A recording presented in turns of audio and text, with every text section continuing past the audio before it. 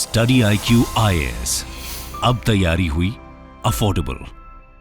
Now, what do actually action would mean? An action would perhaps mean a direct war, entering into a direct war with Israel, which means if you are entering into a direct war with Israel, you are entering into a direct war with the United States. There was not a single statement that kind of criticized what happened. They only talked about de-escalation. They only talked about a peaceful mediation. Qatar is not viewed as a neutral mediator, but as a country which failed. So I'm going to interrupt here.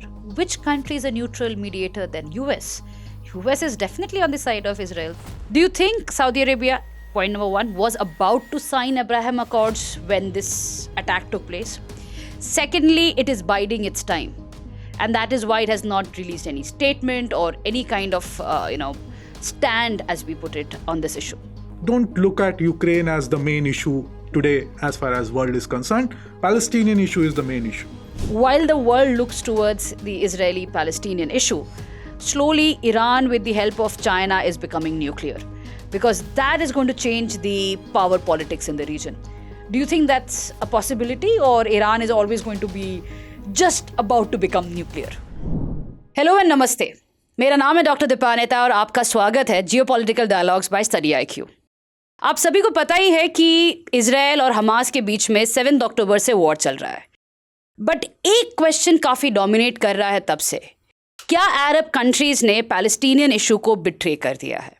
और इसी question के जवाब में आज इस podcast में हमारे साथ है professor Mudassir Komar. Thank you for joining me first of all. Thank you. So, professor Komar associate professor हैं JNU में और उन्होंने कई किताबें लिखी हैं सऊदी अरेबिया पे, जैसे कि education system in Saudi Arabia, changing security paradigms in West Asia, India Saudi policy and so on.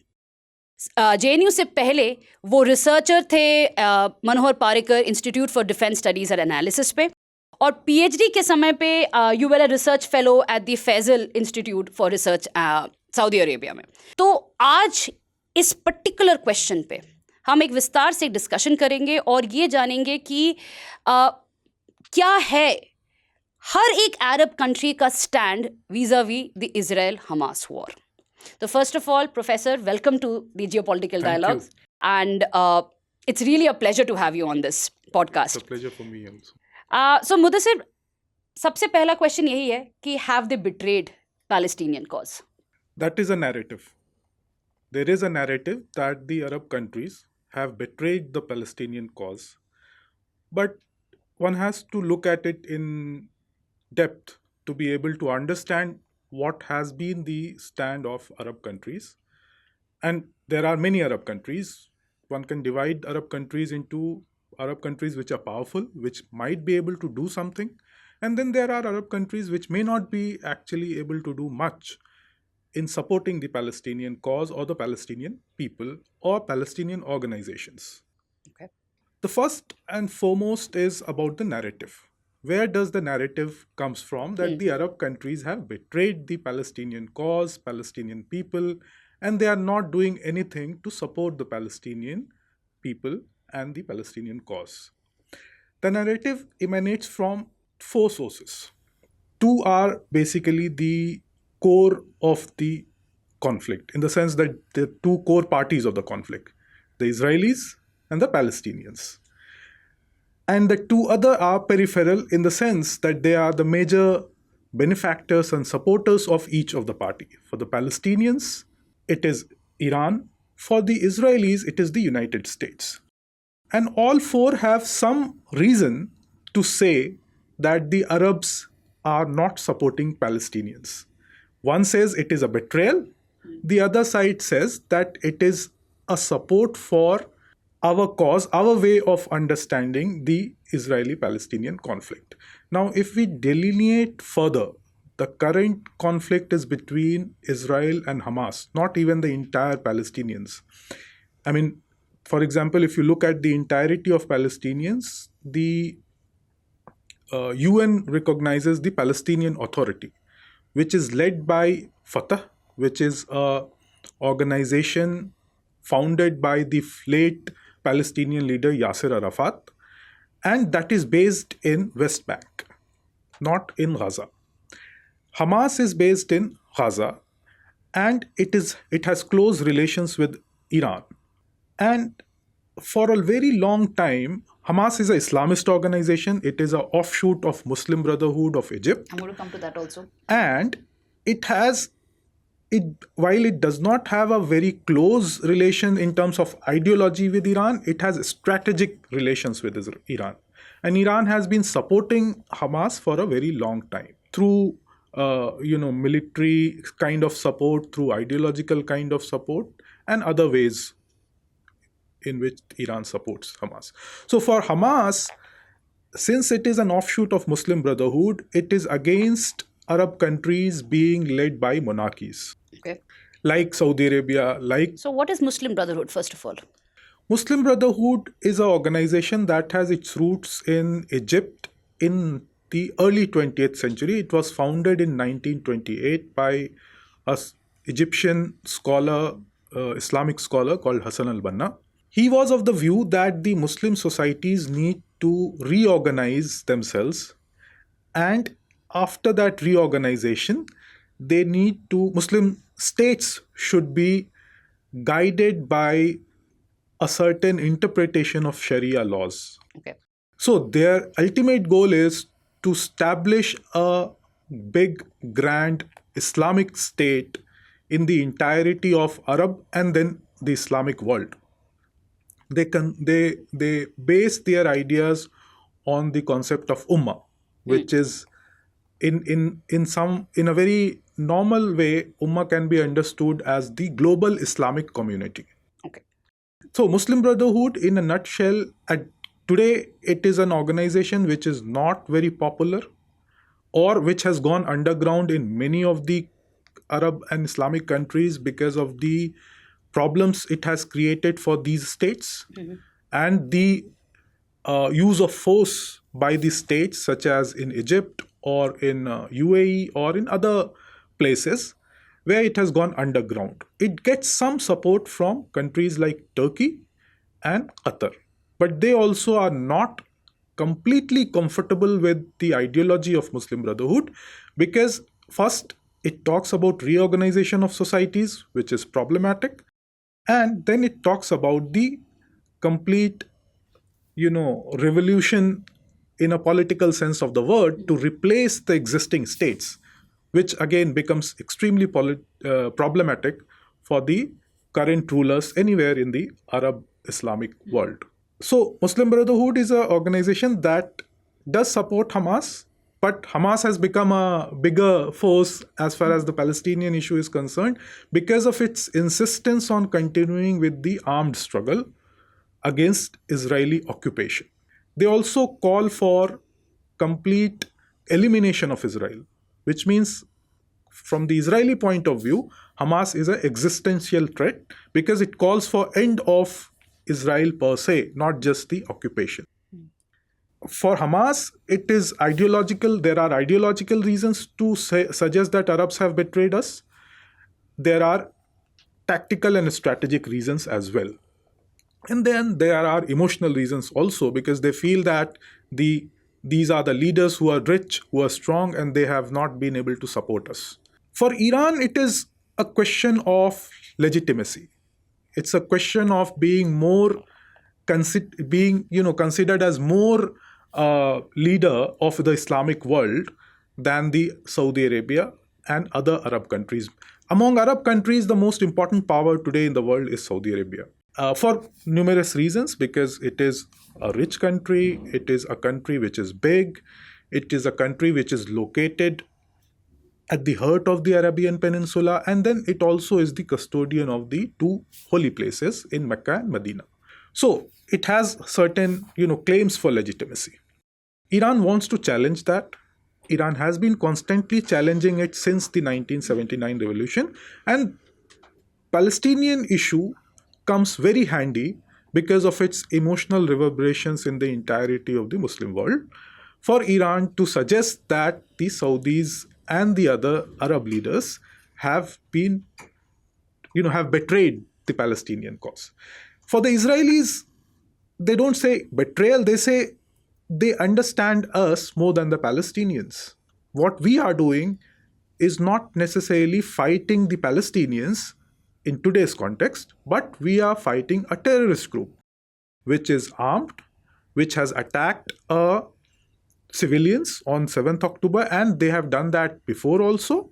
For example, during the Second Intifada, the suicide bombing and other kind of attacks that was carried out by Hamas in Israel. So for the Israelis, it's very easy to say that the Arab countries are against terrorist groups. So, and the US also, in some ways, associates the same kind of sentiments as far as the Arab countries are concerned. And it also wants to suggest the Arab countries are against Iran and Iranian quote-unquote hegemonic intentions in the entirety of Middle East or West Asia. So everybody has a certain reason to suggest that the Arab countries, especially Saudi Arabia, because of its position in the Islamic world and in the region, that they have betrayed the Palestinian cause. Whether it is a fact or just a narrative, that needs to be questioned. So we got to know about the three, narratives. But what about the fourth and the whole theme of today's podcast, the Arab narrative? What is the Arab narrative when it comes to the, have they betrayed or not? The Arabs have, especially countries like Saudi Arabia, UAE, Bahrain, and I would add Oman there, and also Egypt and Jordan and Morocco. They have started to have a rethink on how to deal with Israel. For a very long time, it was difficult for Arabs, for historical reasons, for religious reasons, to accept the existence of Israel in the Middle East. But the consistent military defeat at the hand of Israel in 1948, 1956, 1967, and to a large extent also in 1973, even though it is a contentious issue. There is a change of thought that whether to fight Israel or to accept Israel as a country that has a right to remain in the Middle East, in where it exists today. And the countries like Saudi Arabia, UAE, Egypt, Jordan, and Morocco, as well as Oman, they have started to believe, the states, the rulers, the regimes, have started to believe that a better way to deal with Israel is to accept it as part of the Middle East, accept the reality, and move on with life. It is the inability of some groups within the Arab countries and the Islamic world to accept the existence of Israel that leads to the narrative that the Arabs, by accepting the existence of Israel, the right to exist, the Israeli right to exist, the Arabs' ability to accept that, going beyond a very, very extremist, very, very puritanical kind of a understanding of the territory where Israel exists today as part of the Waqf territory, the territory of Jaziratul Arab, which has to be taken back, which has to be returned back to the Arab control, Islamic control. That is where the rethink among countries like Saudi Arabia, and again I will emphasize here, it is also linked to the rethink within the state of how it should exist. There is a constant question within Saudi Arabia, within many other Islamic countries, as to what Islam stands for. Whether it stands for freedom for people to do whatever they want to do, or whether to insist on a certain interpretation. And countries like Saudi Arabia and others are moving towards a direction where there is an understanding that a more open space, more harmonious space is what Islam stands for. Recently, a lot of polls have taken place across European research centers and across the region as well. I'm talking about the West Asian region. And most of the polls have said that the people of Arab countries, they support the Palestinian people, but the monarchies don't. So do you think there's a disconnect between the monarchies and the Arab population vis-a-vis the Palestinian issue? I won't say there is a disconnect, but yes, there is a difference. So, for when it comes to the people, they are emotionally attached to the Palestinian cause for a variety of reasons. The most important being that Jerusalem is considered the third most holiest site in Islam. So, there is a certain degree of emotional, faith based, religious attachment towards Jerusalem, and they see Israeli control over the what is called as the Al Haram Al Sharif or the Temple Mount area, which is which is located in the old city of Jerusalem, and that is where the three most yes. important religious places for Islam, Judaism, and Christianity is located. I mean, for Islam, it is the third holiest site. For Judaism, it is the Sanctum Sanctorum where it is located. And for Christianity also, it is one of the most important locations as far as the faith is concerned because of, various reasons. So for the people, they look at it mostly from the point of view of religious and faith-based understanding. And not from the point of view that they are our brothers?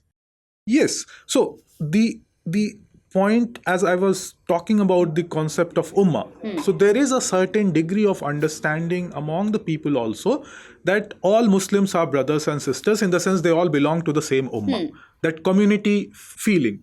I mean, one can actually break down into how many sects are there and how many divisions are there, but besides that, there is a certain degree of commonality that people feel based on faith. So that idea of being brothers and sisters or being belonging to one group is also faith based.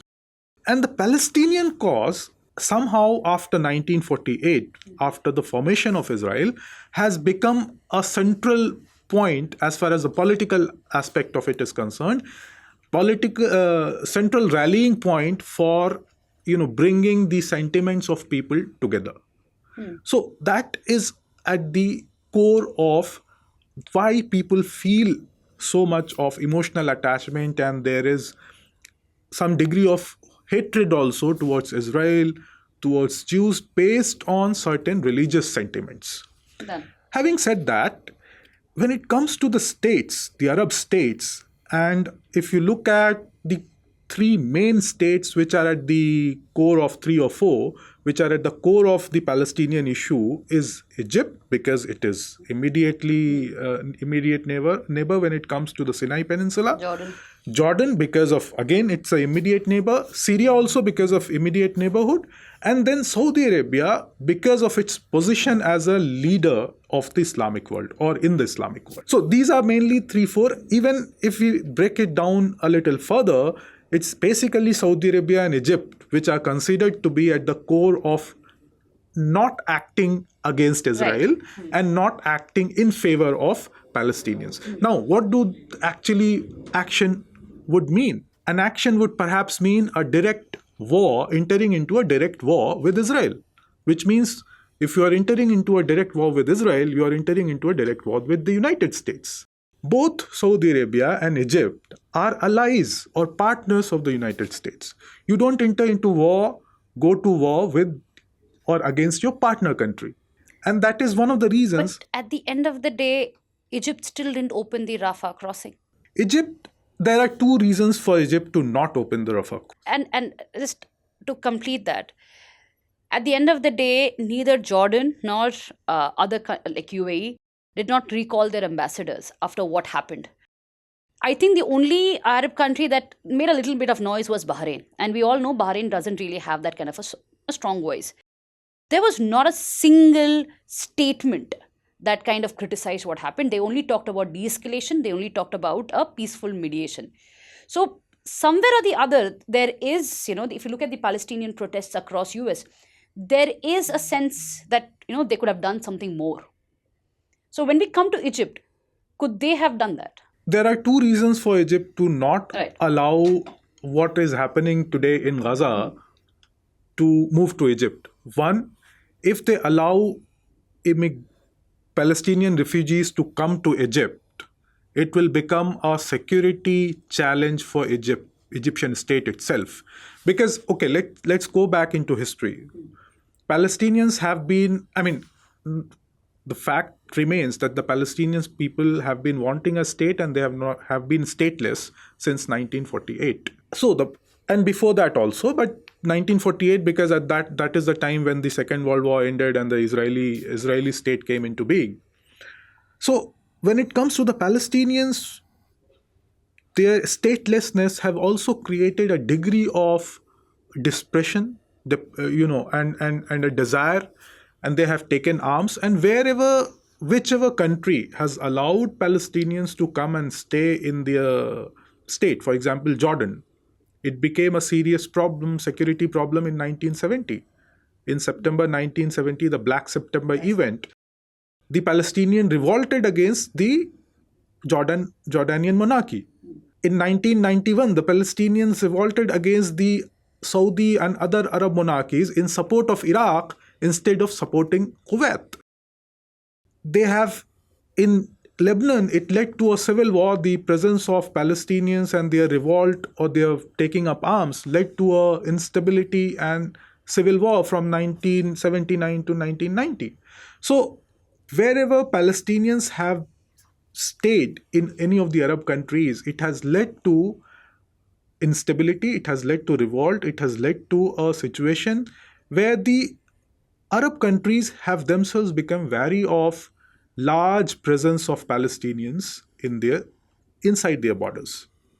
So for Egypt to be able to allow groups such as Hamas and Islamic Jihad, which are militant, which are armed, which have a certain ideology, to come and station in Sinai Peninsula, which is already a place where ISIS and other such terrorist groups have presence, will become a security issue. So, one, because of the security concern, Egypt is not very comfortable with allowing the Palestinian people to come and stay in Egypt. The other reason is that if the Gaza Strip is completely, the people move from there to other places, it allows Israel to take over the territory. Have more settlements. And we have seen that in the past, wherever the Palestinians have simply left the territory, it has become part of Israel. So it will become easier for Israel, even legitimate for Israel, to say that it was a territory which was empty and we simply took over. We all know that in the past this has happened. So for Egypt, there is a strategic reason also not to completely let the Gaza Strip to become empty, for Israel to simply take over. So these two reasons are mainly behind Egypt to not, be very comfortable in allowing the passage of people from what Gaza about Jordan? to Jordan. It is a very similar problem. First, it's a security issue.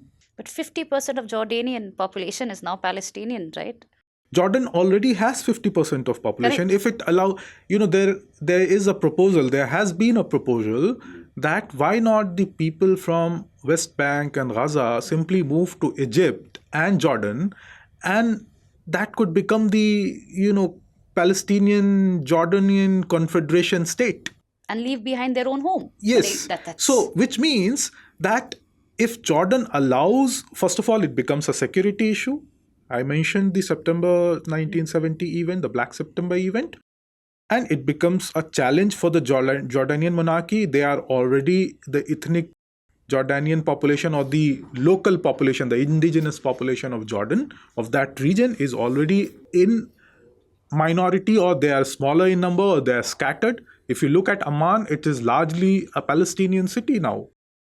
Which means that if they allow even if they take over West Bank, and mind you that until 1967, West Bank was under Jordanian control. It was only after the 1967 defeat that West Bank became part of Israel, came under Israeli occupation. So, and that was a problem for Jordan also, to manage the West Bank area. So for Jordan also, if they allow population from West Bank to become integrated or to come to Jordan, they will become 70% of the population or even more of Jordan, which means Jordanian state is under threat. The Jordanian monarchy, the Hashemite monarchy, is under threat.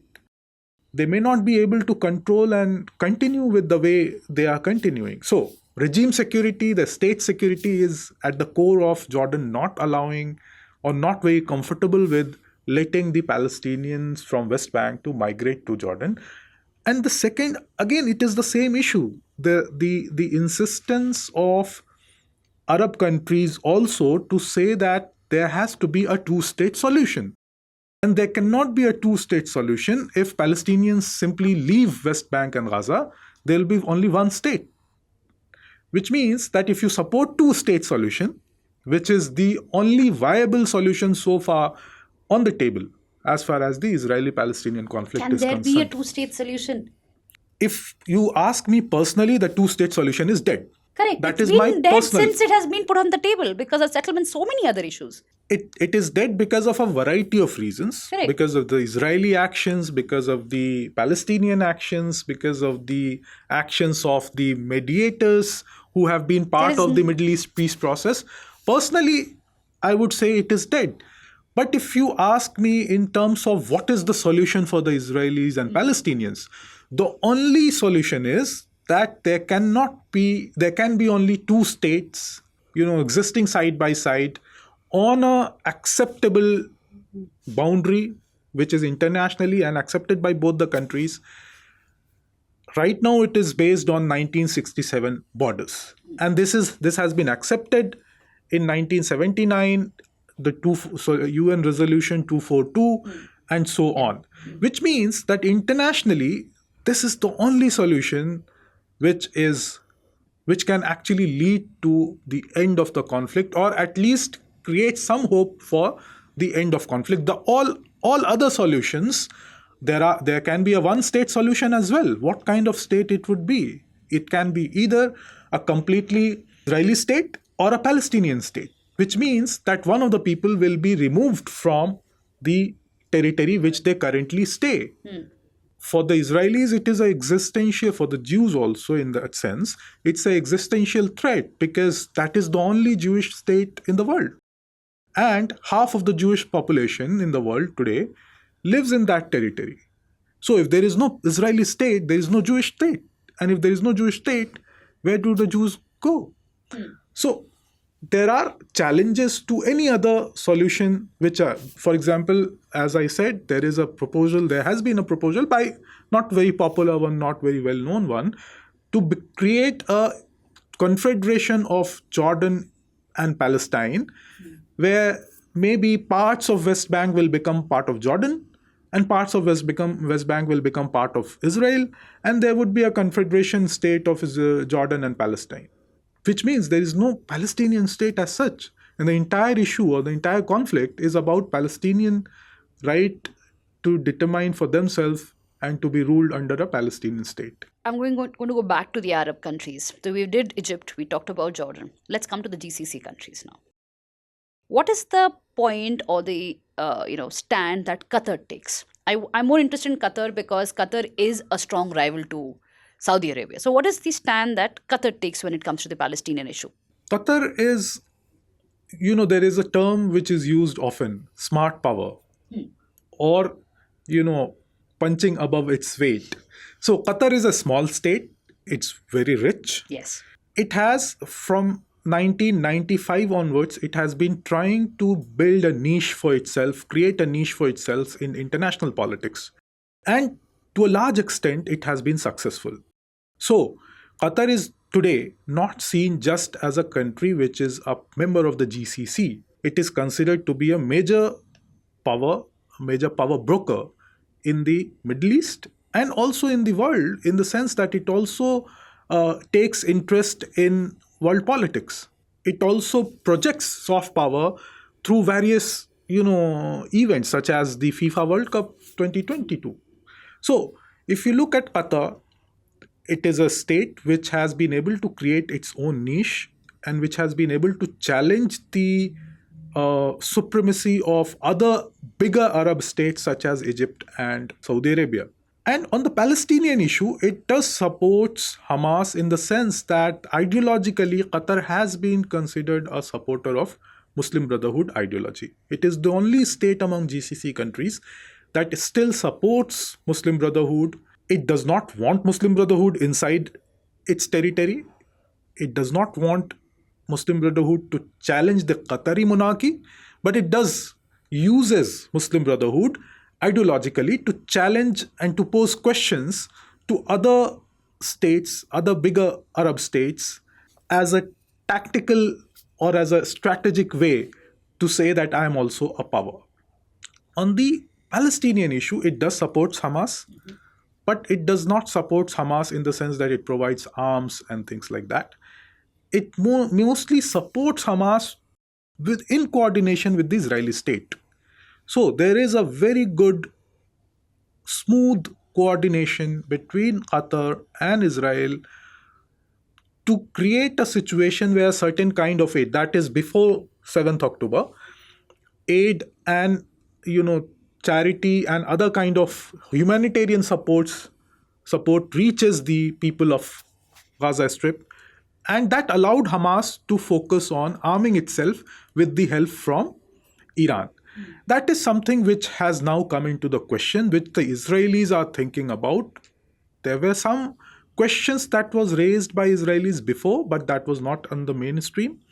Today, this has become a very, very serious question within the Israeli strategic community, that is it a good idea to allow Qatar to coordinate with Qatar to support the people in Gaza Strip who are under Hamas control, partly under siege by Israel and partly by Egypt.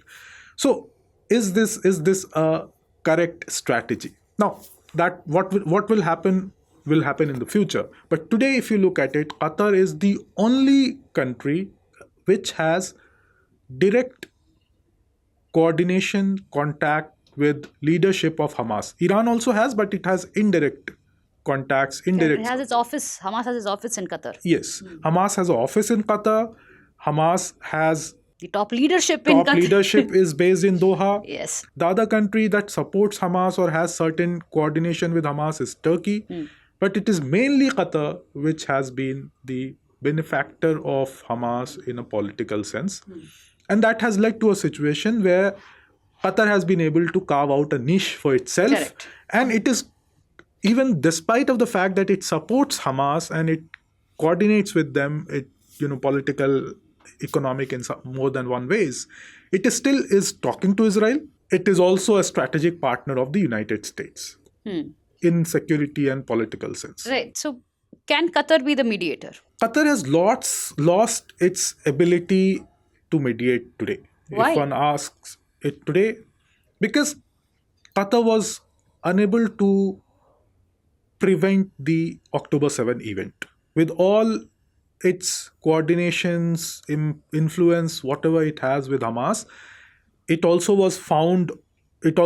got surprised that Hamas took such a action against Israel, which is considered as a terrorist act, which means the entire question of whether it is a movement for freedom, whether it is a movement for struggle to form a Palestinian state, or it is a terrorist organization.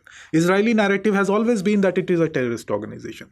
So the October 7 event, in some ways or the other, suggested that Hamas is actually a terrorist group. It is not a movement for freedom. It's not a movement that only fights for the people. It's fighting against the people also, based on faith. And that is where Qatar's ability to mediate and Qatar's status as the only power which can mediate with Hamas has come into the question. So if one looks at it today, Qatar is not viewed as a neutral mediator, but as a country which failed. So I'm going to interrupt here. Which country is a neutral mediator then? US. US is definitely on the side of Israel. So you cannot talk about a neutral mediator then, right? That is the irony of Middle East peace process. Correct. That the entire countries which have all taken sides. ever been involved in mediation process, they have all lost their, status as an honest broker. Correct. Whether it is the United States, whether it is even the United Nations, or countries like European powers, or Arab countries, Qatar, others. They have all lost that status as an honest broker. That is where the question of other countries, can they at this point of time, countries like Saudi Arabia and the UAE, can they act as a mediator or broker which can offer a solution that is acceptable to both the parties? That is something which is very, very important. Now let's come to Saudi Arabia, right? So again, Saudi Arabia has been silent. Now, Saudi Arabia has been silent even when the IMEC was announced, right? But if IMEC comes into picture, we all know that it had to pass through Saudi Arabia, right? If you take a look at the passage, has to pass through Saudi Arabia, but Saudi Arabia is not a part of the Abraham Accords. Do you think Saudi Arabia, point number one, was about to sign Abraham Accords when this attack took place? Secondly, it is biding its time. And that is why it has not released any statement or any kind of, stand, as we put it, on this issue. It would be, there are 2-3 fundamental things that needs to be understood. Saudi Arabia, when it comes to IMEC, Saudi Arabia is actually the core country. Correct. If you look at IMEC, there are two main core countries which are at the heart of IMEC. It is India and Saudi Arabia. Absolutely, yeah. Number two, which means that for Saudi Arabia, the IMEC was not just an issue which is how it got projected in the media or in the popular narrative, that it is something which is part of the Indo-Abrahamic Accord. That's not what Saudis were thinking. For them, it's a matter of economy and connectivity. Saudi Arabia is working towards a post-oil economy. For that, they need to be connected to Asia, they need to be connected to Europe. Without that smooth, regular connectivity, their ability to transition from the current rentier oil-based economy to a post-oil economy is not going to happen. So for them, it's a matter of future. It's a matter which is at the core of Saudi state, prosperity for the people of Saudi Arabia. Now, secondly, when it comes to the Israeli-Palestinian issue, Saudi Arabia is one of the states which has never been in conflict with Israel, unlike Egypt and Jordan, which means it is not the primary, contender when it comes to the Israeli-Palestinian conflict. Saudi Arabia, after it started to become a prominent state in the Arab world, in the Islamic world, in the Middle East, in 1982, for the first time, King Fahd proposed an Arab Peace Initiative, and that got approved by the Arab League and endorsed in the sense, both the Organization of Islamic Cooperation and the Arab League endorsed this, the Arab Peace Initiative, which was actually a Saudi peace initiative for a two-state solution based on 242.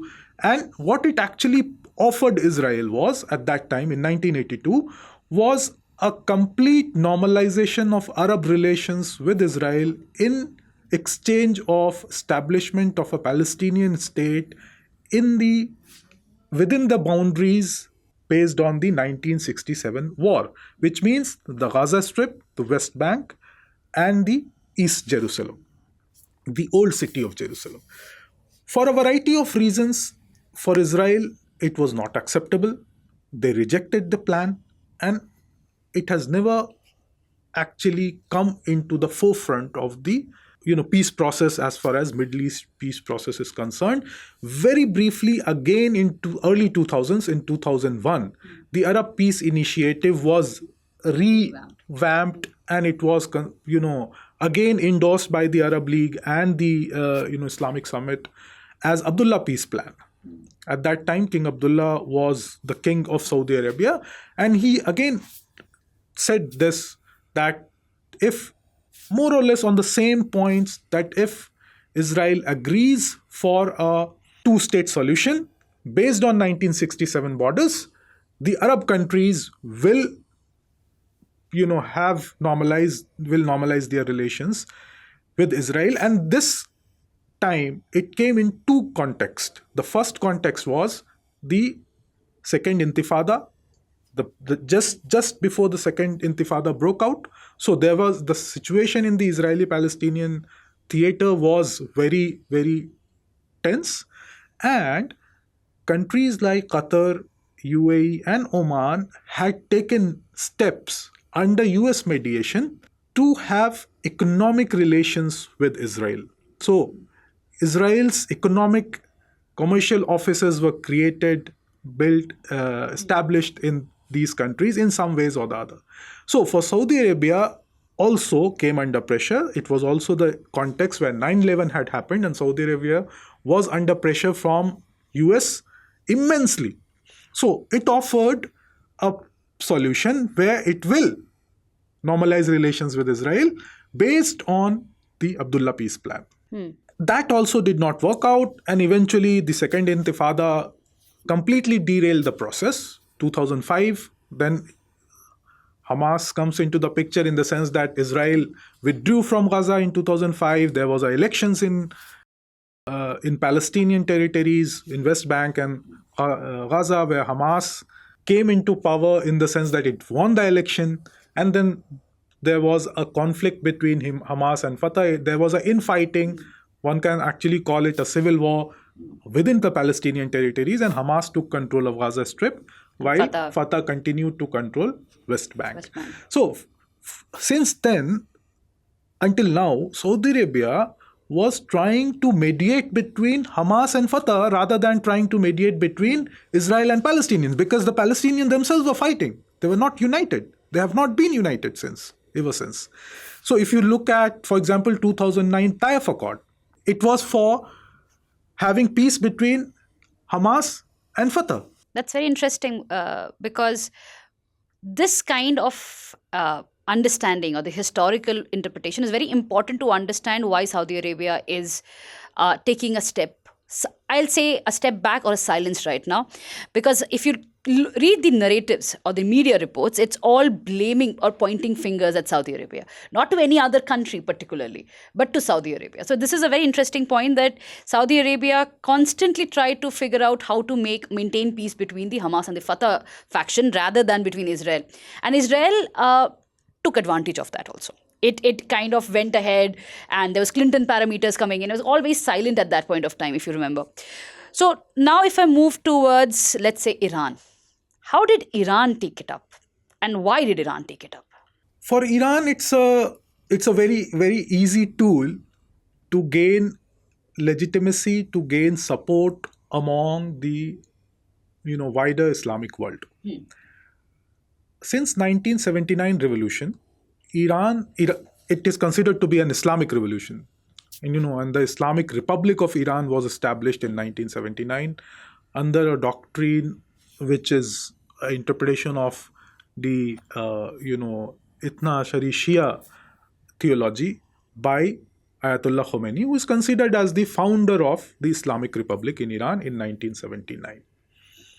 Now, since then, Iran has been trying to become the lead Islamic power in the entire world, which means for Saudi Arabia, it's a challenge. And for Iran, it means that it has to overtake Saudi Arabia, which means that it needs a global issue that it can use to gain legitimacy beyond its immediate, people who are immediate supporters of the Iranian revolution. And the Palestinian issue, the emotional reverberations that the Palestinian issue generates among the global Islamic community came in very handy for Iran. It is also rooted in one of the core ideology of the Islamic revolution, that is anti-imperialism or anti-Westernism or anti-United States, anti-US ideology. So, since Israel is supported by United States, the entire West, the entire imperial global power, so Iran positions itself as a resistance power against imperialism, against westernization, against imposition of a certain, values in the entire global order.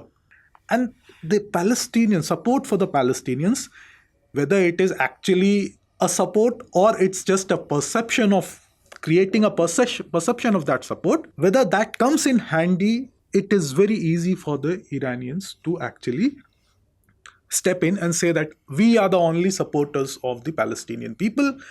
Others have been simply betraying the Palestinian cause. So it is ideologically very convenient. It is strategically also very, very convenient for Iran to use this for their own interest. So there has been discussions and debates whether Arab countries used Palestinian issue for their narrow interest. Iran does the same. The only thing is that the narrative is different. From the Iranian narrative, it becomes a support for the Palestinians, while when it comes to the Arabs, the narrative is that they have been betraying the Palestinian cause. If Iran is a real supporter for the Palestinian cause, why is it not entering into a war with Israel? Why is it just taking symbolic actions? The proxy wars may be the way out. If distance is a matter, and Iran would want to do it with the Why is Iranian presence in Syria not being used to take over the Golan Heights? Hezbollah might be trying that, with the missile. Hezbollah is also taking only symbolic actions. Okay, so what you're saying that all these attacks by the Houthis or the Hezbollah, they are all symbolic. These are largely symbolic. If you look at Houthis, if you look at Hezbollah, if you look at the militia based in Iraq, if you look at the militia based in Syria they have been very quiet. But in all three countries, and Iran directly also, it is largely symbolic. Let's go back to the event of where Iran actually launched hundreds of missiles against Israel. It was very well coordinated, not just within Iranian and the Iranian proxies, but also with the other countries, which means Israel and the United States, they knew. The Iran made sure that they knew it. Yeah. It was planned. It was a very, very well strategized symbolic act against Israel to say that yes, we are fighting against you, but also to make sure that it is not considered as a declaration of war against Israel. So Iran has mastered the art of walking on the that very, very thin margin of not completely going against Israel and the United States, while also constantly sending out that message that we are against these two countries and we are the only supporters of the Palestinian people. So in some way, this mukhota, I think this thing that has happened, that Iran has been doing, but Iran has been very successfully been able to place itself as the true leader of the Islamic world, as the true leader of the region, and somewhere or the in the whole geopolitics, one does see that it has the backing of Russia and China. So I would want to get into a larger picture now. Where do you see the hand of Russia and China, in this entire geopolitics that's happening? Iran has been able to successfully overcome the isolation which it was placed because of the sanctions, Western sanctions, US sanctions, and UN sanctions against it. And this has been going on since the late 1990s when the Iranian nuclear issue came into the public. It came out. I mean, before that, it was still something which was not in the radar, under the radar. And because of the global geopolitics, wherein the United States is today considered as the, standing against two countries, China and Russia, in terms of who will have the say or the most say in determining the global order, whether it will be a US-led international order. That has been the case since the end of the Second World War.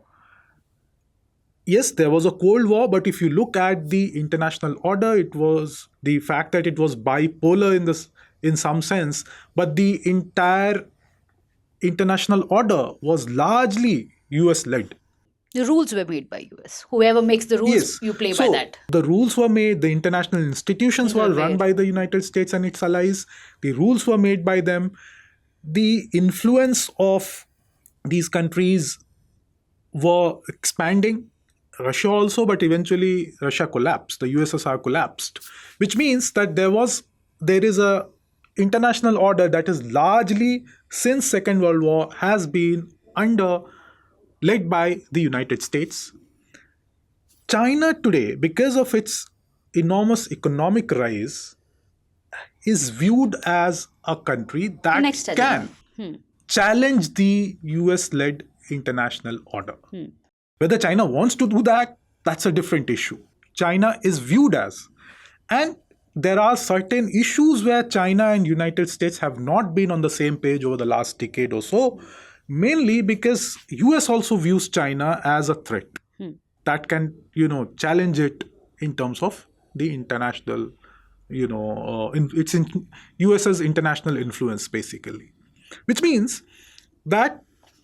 And what China calls for is largely more democratization, a more multipolar order, and so on. I mean, that is the rhetoric. Only in the world, That not is in Asia. That is the rhetoric. Obviously, for China, the Middle East is a very, very good place where it can where it can play the geopolitics with the United States, very conveniently. It is far away. It is not very close. You don't really need to do anything. It's already on fire. You just need to say that, okay, let the fire continue. Let the United States remain in the Middle East. Don't come into the, South China Sea and Indo-Pacific and these places. These are my, backyard. If you come here, there would be trouble. I would be in trouble. So you're basically engaging US in the region. You get busy there. Yes. For Russia also, it's a way to. Russia has been, under Putin, Russia has been a country which has taken up this issue. Whether it has the economic wherewithal to challenge United States or not, that's a different issue. It does not. But it has always been, for the last 2 decades, been a challenger to the United States as far as the international politics is concerned, global politics is concerned.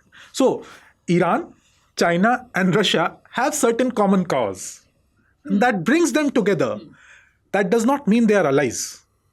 Even the Chinese and the Russians, even China and Russia, it is still debatable whether they are allies or they are just partners or they are making a common cause based on common issues.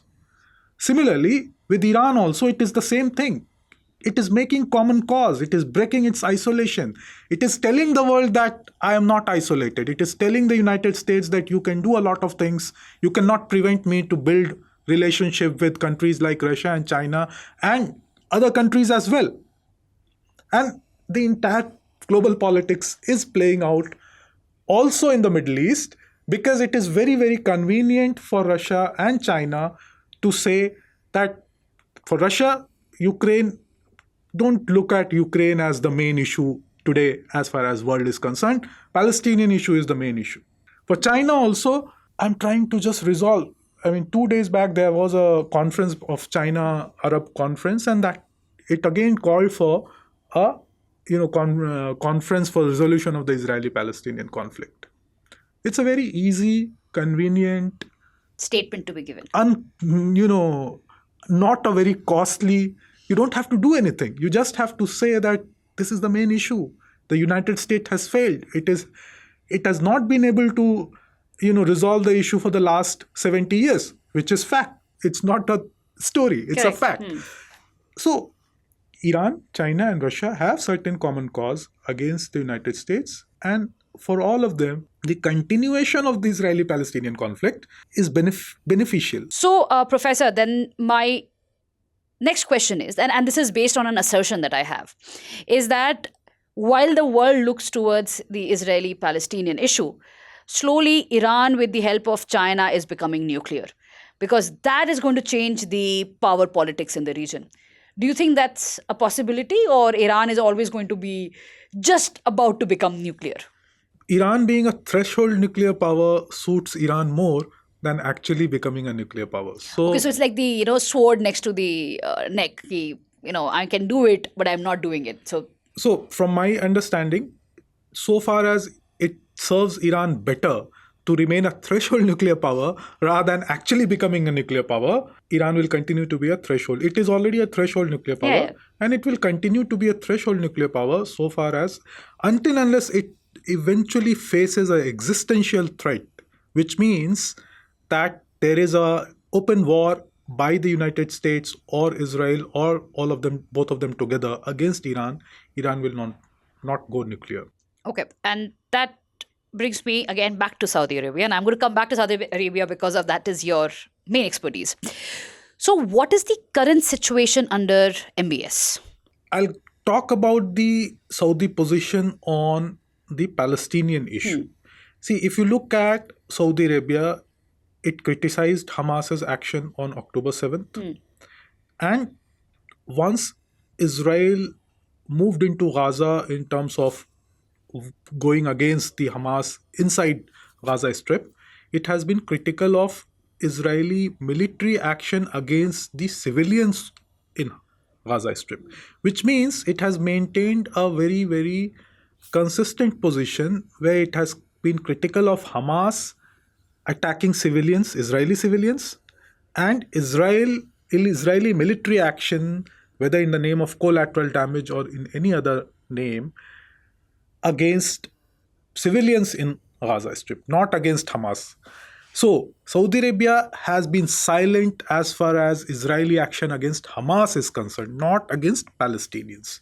And the second point is, it has been trying to say that if even today Israel agrees for a two-state solution, even if for a path, a well-determined, planned path for a two-state solution, living side by side based on 1967 borders, it will normalize relations with Israel. And it is in negotiations with the United States. So Saudi position is very, very clear. It may not be the most viable plan at this point. It may not appear at the most viable plan, but it is consistently based on the 242, based on two-state solution, based on a possibility for a Palestinian state living side by side with Israel, and based on the view in terms of, if you think at it from a normative point of view, in a philosophical way, based on the idea there is a possibility of two different faith-based people can live and maybe even pray at the same site.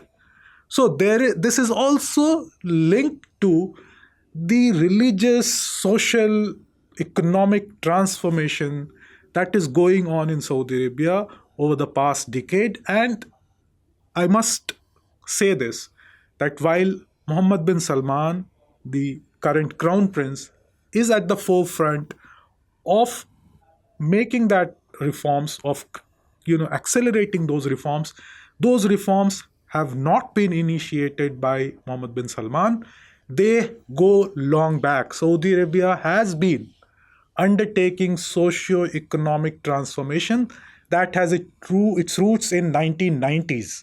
After the Kuwait crisis, the process of reform started.